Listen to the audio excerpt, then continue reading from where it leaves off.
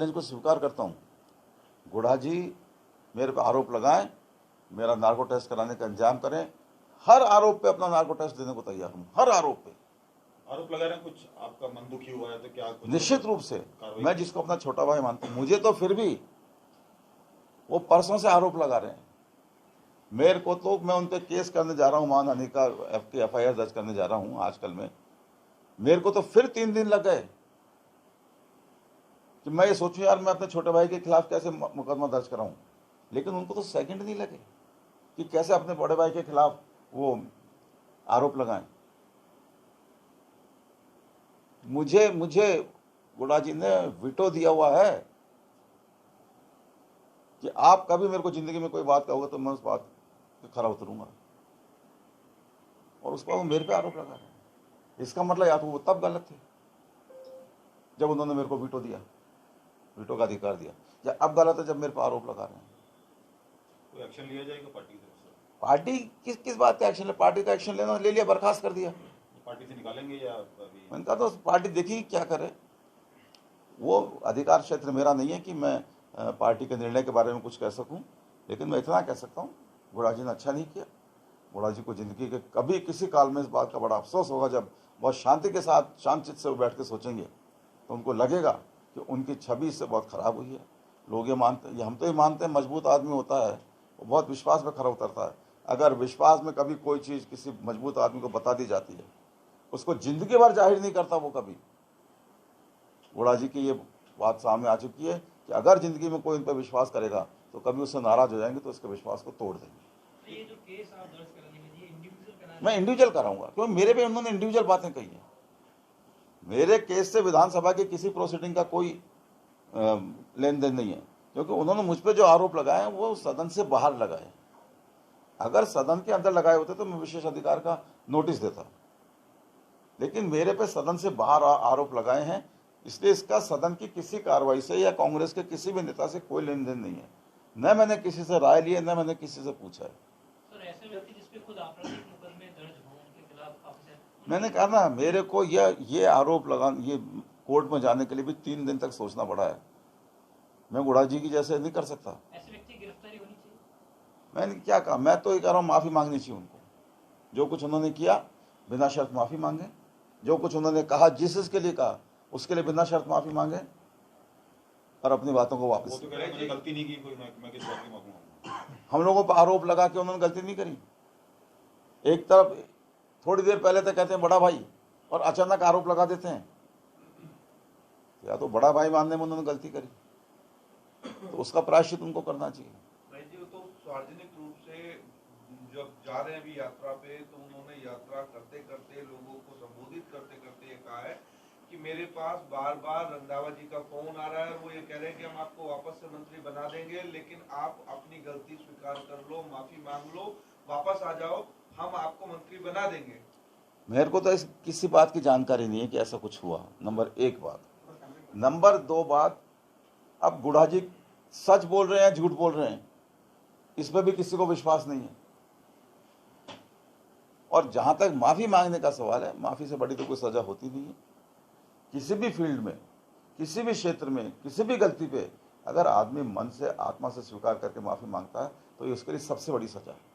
ये जो घटनाक्रम हुआ, जो ये धर्मेंद्र राठौड़ वाला बताया कि वहाँ रेड पड़ रही थी, मैं गया, रामलाल जाट, धीरज गुजर गए और वहाँ अचानक से हमने 150 जो CRPF के जवान थे उनको छकाते हुए अंदर घुसे, गेट तोड़ा, क्या पॉसिबल है? ये आपको लगता है मनगढ़ंत की कहानी है? मैंने कहा ना, अब कोई गुड़ा जी का यकीन नहीं कर रहा।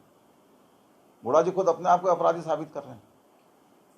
इस तरीके की कोई हरकत जैसे गुड़ा जी ने बयान की, वो हरकत अगर कोई करता है तो अपराधी तो हुआ ही, कानून का अपने आप ही हो गया। अब तो केंद्र सरकार को देखना है कि उस घटना के लिए गुड़ा जी के खिलाफ कोई एक्शन लेती है कि नहीं लेती। इनकम टैक्स वाले एक्शन लेते हैं कि नहीं लेते हैं, CRPF वाले कोई एक्शन लेते हैं कि नहीं लेते हैं।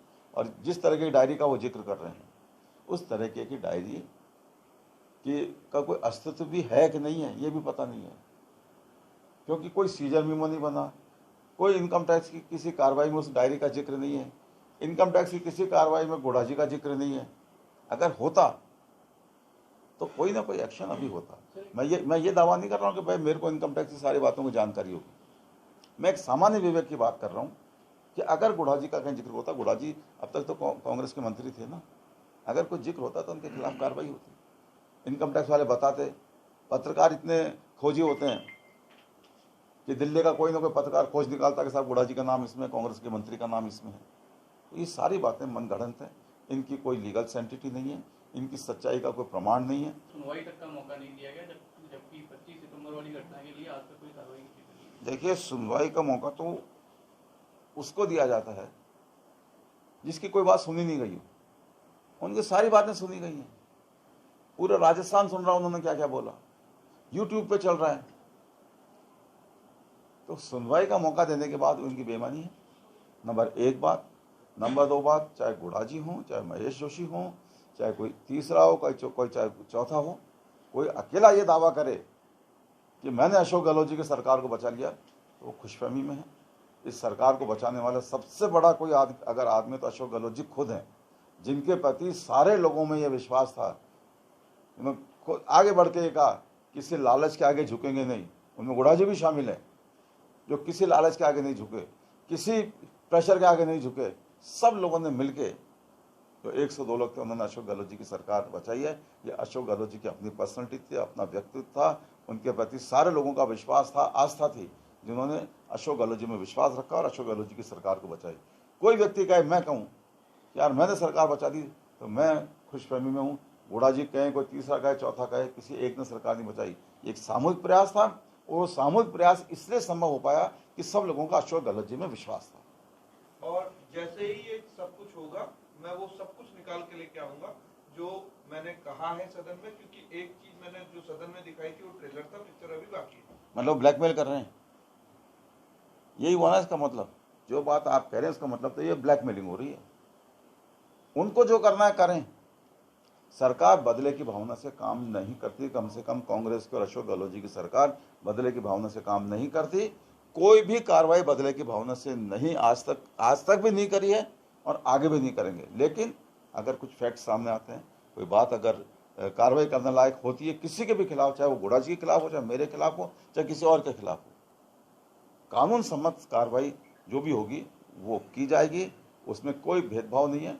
कभी भी बदले की भावना से अशोक गहलोत जी ने और कांग्रेस ने कभी किसी के खिलाफ कार्रवाई नहीं की, कोई डेंट नहीं पड़ा।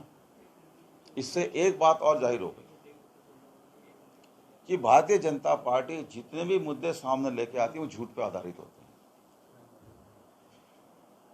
इनकम टैक्स की बात करें, सीआरपीएफ की बात करें, क्या ये संभव है कि सीआरपीएफ वाले यूं घेर के खड़े हों, उनके बीच में आगे कोई फिल्मी स्टाइल में जाकर डायरी लिया हुए या किसी को बचा के लिया हुए?